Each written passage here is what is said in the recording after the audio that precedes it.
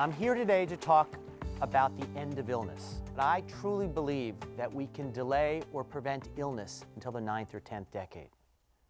But the end of illness is aggressive. It's going to change some of the notions you have of health. It may take away some of the things that you believe in and have been doing for the last years to decades. But I have to do this. I mean, it comes from my heart, and that I want to change medicine going forward. Look at this data. If you take aspirin, your rate of death of cancer is down by over 30%. Your rate of adenocarcinomas, that's lung, prostate, and breast, down by 46%. So all of these together say, listen, an aspirin a day, $2 a year, will reduce dramatically the death of cancers. We have a drug here that has given one of the most dramatic results we've seen in our field. If everybody over the age of 40 took an aspirin who didn't have stomach problems or bleeding problems, because it's not for everybody. And don't do anything I say today, especially with a medicine, without talking to a doctor. But if everybody took it who was eligible, an aspirin, we would reduce healthcare costs in our country by $35 billion. I look at statins. Statins are a class of drugs that were developed to lower LDL, the bad cholesterol.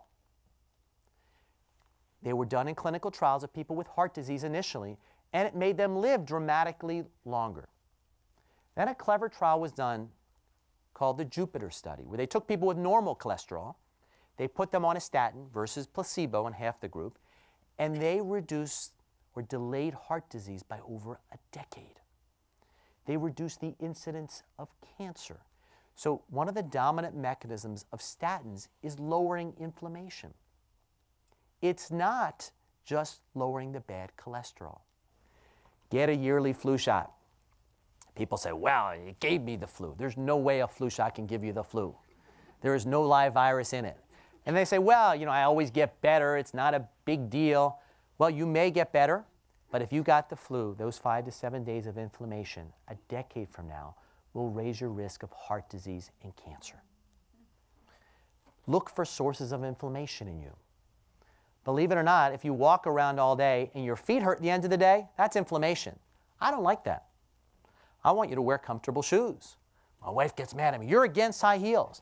I'm against things that cause pain at the end of the day. Well, let's talk the other angle here, right? I've talked about some preventive strategies. Well, the current preventive strategy we use in our country is vitamins and supplements. Let's see what happens here. 39,000 women tracked over 19 years. The women who took vitamins and supplements in the study actually started off healthier. They were lower body mass index, they were skinnier, they had lower blood pressure, lower diabetes, 15% higher death rate in the women who took vitamins and supplements. Well, death is a bad side effect. Go back to vitamin E. Our government did a $240+ million study, so almost $250 million, and said, does vitamin E prevent prostate cancer? It was given to men, 34,887 men. This is a big study. After 3 years, the study was halted before it was supposed to end. Why? Because there was a 17% higher incidence of prostate cancer in the men who took vitamin E. And it lasted for 3 or 4 years after stopping the vitamin E. So I look at this again and say, society, we, our taxpayers, we all pay for the prostate cancer excess that these men had who take vitamin E. This is the same dose that's in a multivitamin. When we look at cancer today, if I shrink it by 50%, the tumor, that's considered great in my field.